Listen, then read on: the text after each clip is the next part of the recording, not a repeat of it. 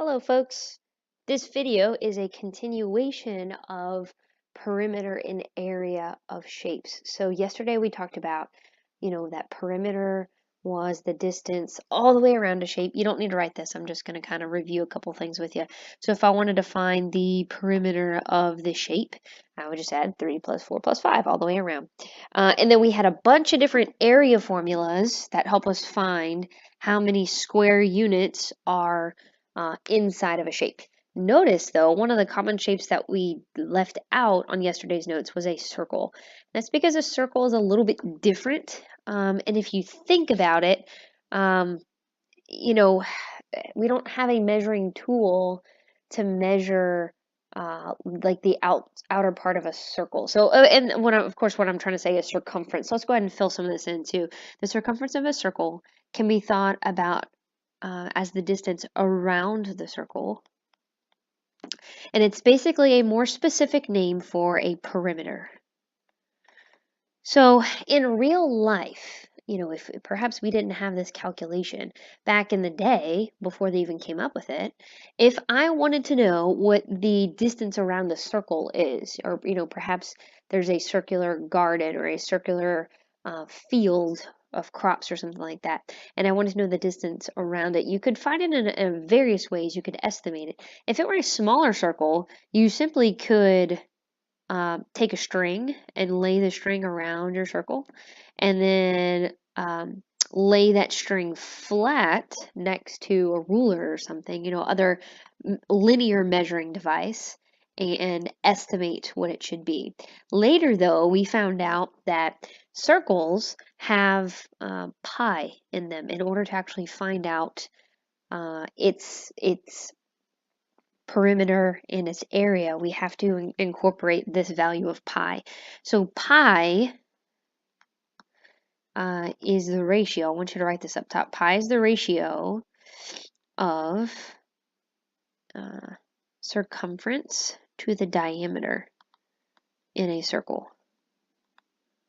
Pi is the ratio of circumference to the diameter of a circle. So we have two formulas that you could use for circumference. You probably have heard of them and you've even used them. First one is circumference equals pi times d, which is diameter. Or you could also use, we know that the diameter goes through the circle, and it's the same thing as 2 radii being added up together. So another form of this equation is 2 pi r. So what exactly is circumference? Well, like I said earlier, since we don't have a curved ruler, we have formulas for circumference. So when the Greeks were discovering these formulas, they would wrap string around the circles and then lay the string flat to measure them, but they always found that the circumference was about 3.14 times the diameter. So that's where the approximation for pi came about. And then, of course, later we figured out that this was actually an irrational number. Okay, so what exactly is pi? Well, as we said, the Greeks could never get the area just right using 3.14. So pi is the ratio. Again, ratio is just a fancy word for a comparison. So it's just a comparison of a circle's circumference to its diameter. And this is what we wrote up at the top as well. Circumference to its diameter. It is an irrational number, meaning it never ends. Typically, in a normal school year, this lesson comes around Pi Day, which is March 14th, right? Because it's 314. And we, could do a fun activity to talk about this a little bit more, but pi has an infinite amount of digits. There's a calculator that's been calculating digits of pi for, I don't even know how long, at least tens of years for sure. And then, people can memorize a bunch of different digits, but it's irrational. That means the decimals behind, or the numbers behind the decimal, not only do they not end, but they also never repeat. So it's not like, 3.141414. The numbers are just kind of at random. All right, so let's do some examples. I want you to find the circumference of each circle. round your answer to the nearest hundredth. This next part is important. Be sure to use the pi button on your calculator. So here's the deal. The pi button is you're going to have to click seconds, and then over to the right, it's the little caret. So it inputs pi. If you do that, your calculator will estimate about, let me see how many, 1, 2, 3, 4, 5, 6, 7, 8, 9 digits after the decimal. 3.141592654. So that is more accurate than if you were to just type in 3.14. So you always want to use the pi button from here on out. Don't ever type in 3.14. Okay, so what we're going to do, number one, if I ask you to find the circumference, remember you have two choices of equations. You could use c is equal to pi d, or you could use c is equal to 2 pi r. Sometimes, just depending on what you're given, will kind of dictate which one of the formulas you should use. Like right now I'm given the radius, so I'll probably use 2 pi r. So this is going to be 2 times pi times the radius, r, is 14. Now, I can type this in my calculator right away, or I can take one more step and do, okay, 2 times 14 is 28, so that's 28 pi, and then type that into the calculator. Either way, remember, use the pi button, so 28 second and then the caret. You'll get about 87 point, now, actually, let me write up here what you get. You get about 87.964. If I ask you to round to the nearest hundredth, 6 is in the hundredths place. You look at the next number. Since it is 4 or less, we're going to keep 0.96 the same. If that next digit were greater, we would round it up. And then it is imperative, this chapter, that you not leave off your units. Example number 2. C for circumference. Okay, so let's look at what we're given. If I want to find the distance around, notice they give us the diameter this time, so perhaps it would be easier to use the equation pi d. So that would be pi times the diameter is 30.2. And then if you plug this in your calculator, make sure y'all are plugging in this in your calculator as I'm going through the video. I know it's easy to just kind of copy down what I'm writing, but I need to make sure that you understand how to type pi in the calculator and know how to round correctly and reduce making mistakes of typing stuff in. If you do this, you get about 94.876. So again, 2 places beyond the decimal is 7, but since the next digit is 6, that means we're actually going to round the next digit up. So or the digit before, so we'll have about 94.88 centimeters. Now, perimeter is a one-dimensional thing, so these are why we're measuring these just in regular inches and centimeters. We're not squaring anything quite yet. Okay, for these next 2 examples, I want you to find the circumference of the circle, but this time the directions are different. This time it says leave your answer in terms of pi. When you see that, that means don't actually calculate using pi. Just leave pi as a part of your answer. So in other words, you don't put pi in the calculator, okay, at all. Don't put pi in the calculator at all. Here's what that looks like. Notice again for number 3, they give us a diameter. So perhaps we will use c equals pi d, which will be pi times the diameter is 20. And instead of plugging this in the calculator, they want us to leave our answer in terms of pi. So there's nothing else that we can calculate. We're going to leave pi alone. Now, typically, though, you treat pi, this is important, you might want to write this down, treat pi like a variable. Treat pi like a variable. So, for instance, if we solved an equation and the final answer was x times 10, we wouldn't leave x times 10 as our answer. We would switch the order and write that just as 10x. So similar for pi, if we treat it as a variable, we actually put it behind numbers. So it'll be 20 pi. And then we still put units on. It's about 20 pi yards. Okay, number 4, this time they give us the radius. So perhaps we'll use c equals 2 pi r. So when I substitute in my value for the radius, that is going to be 2 times pi times the radius is 4.5. Now, unlike the last problem we just kind of rearranged. Here, there's still math to do, even aside from pi. All these numbers are being multiplied together. So I can just multiply 2 times 4.5, which is 9, and then tack on pi. Okay, so you're allowed to multiply the numbers around it.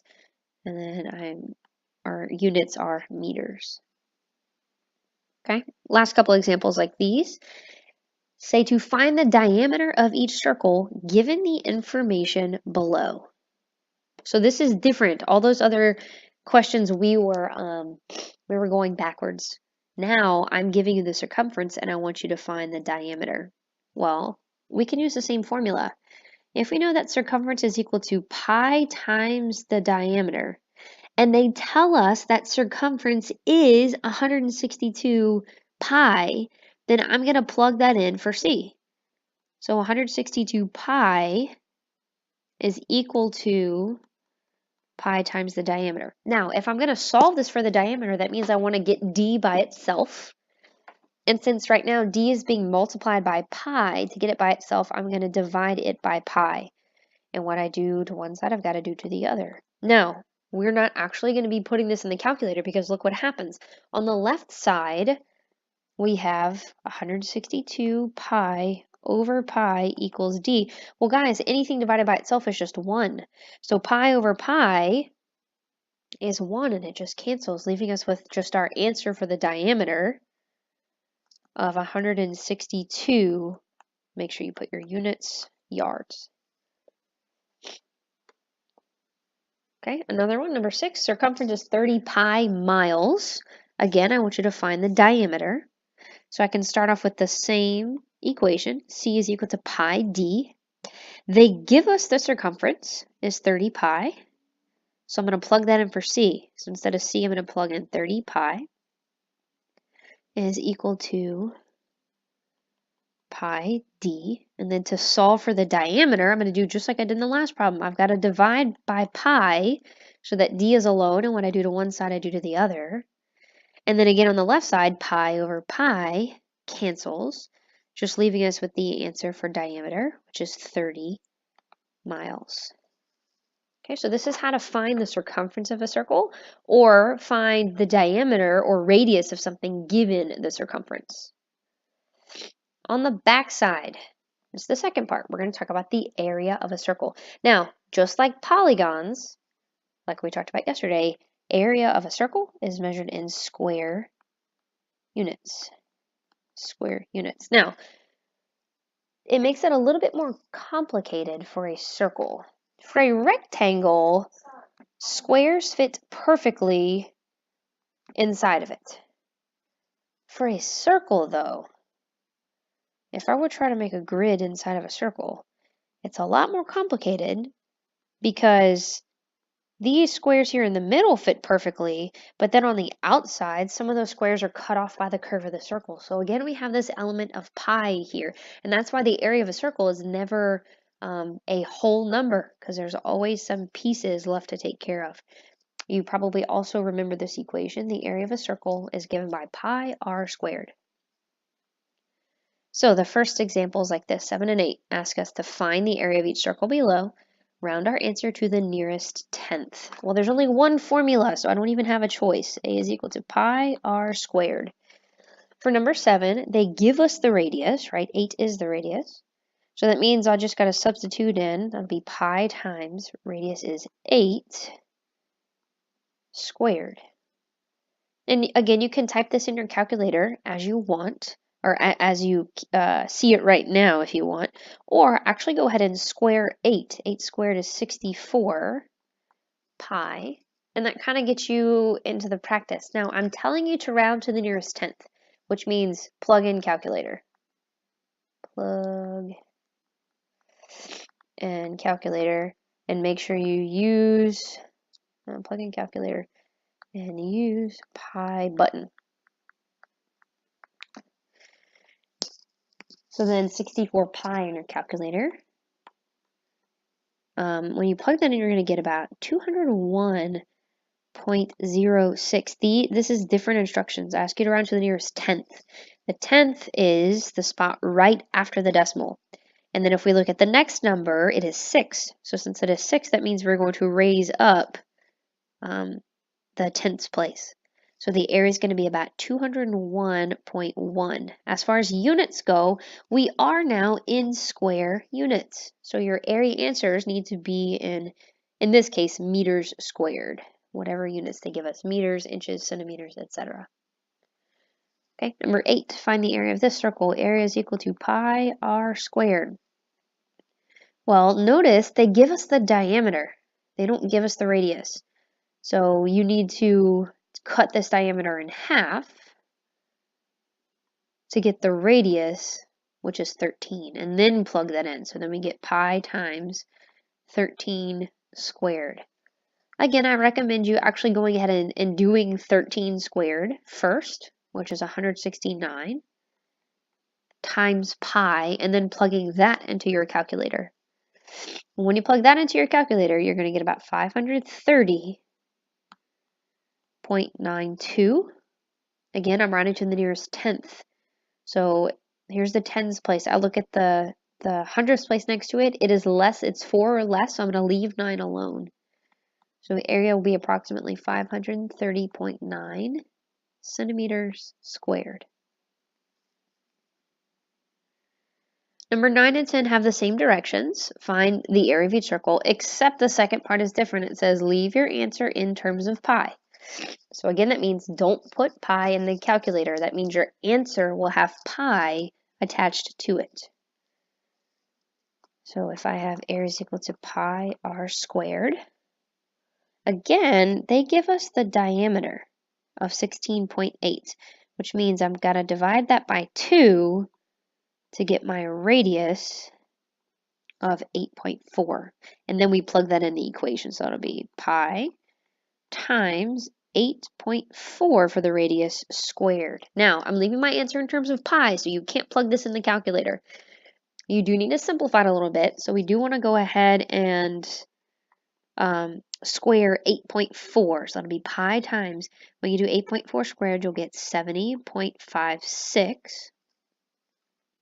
And then again, this is as far as you can go in terms of the calculator use.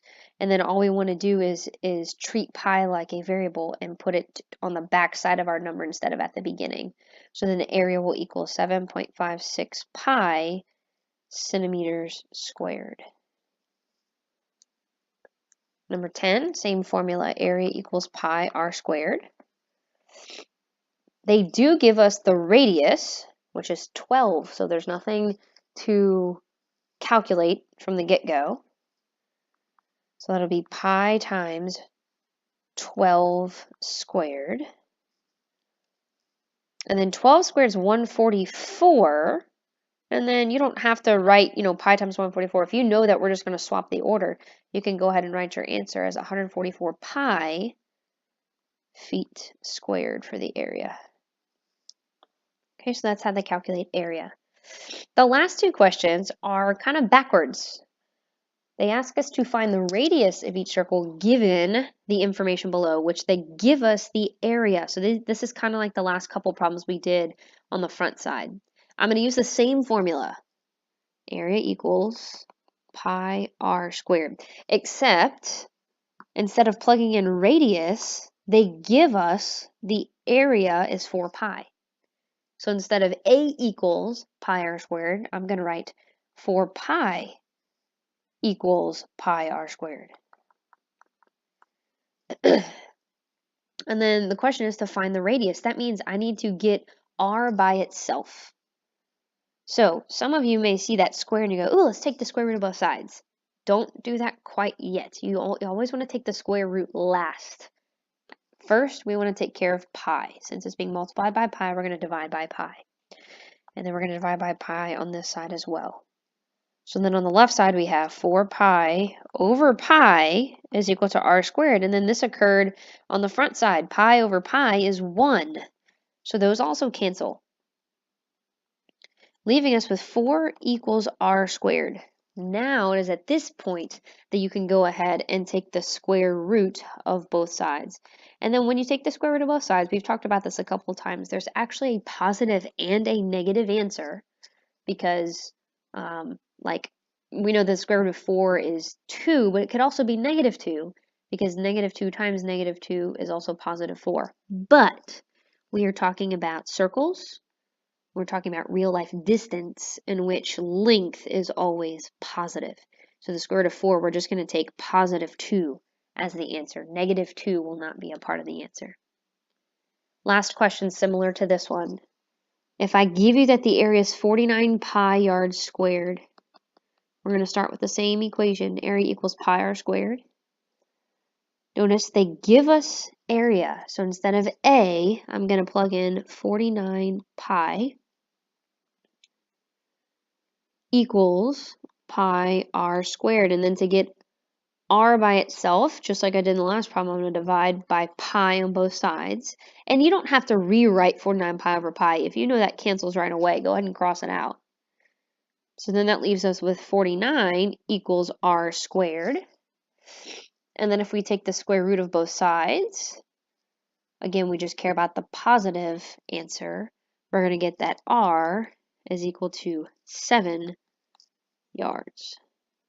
So that is a recap on how to find area and circumference. I say recap because you should have done these formulas before in earlier math classes. Now, of course, they will potentially get a little bit more challenging here in the next couple days, but if you can understand this, that is a great start.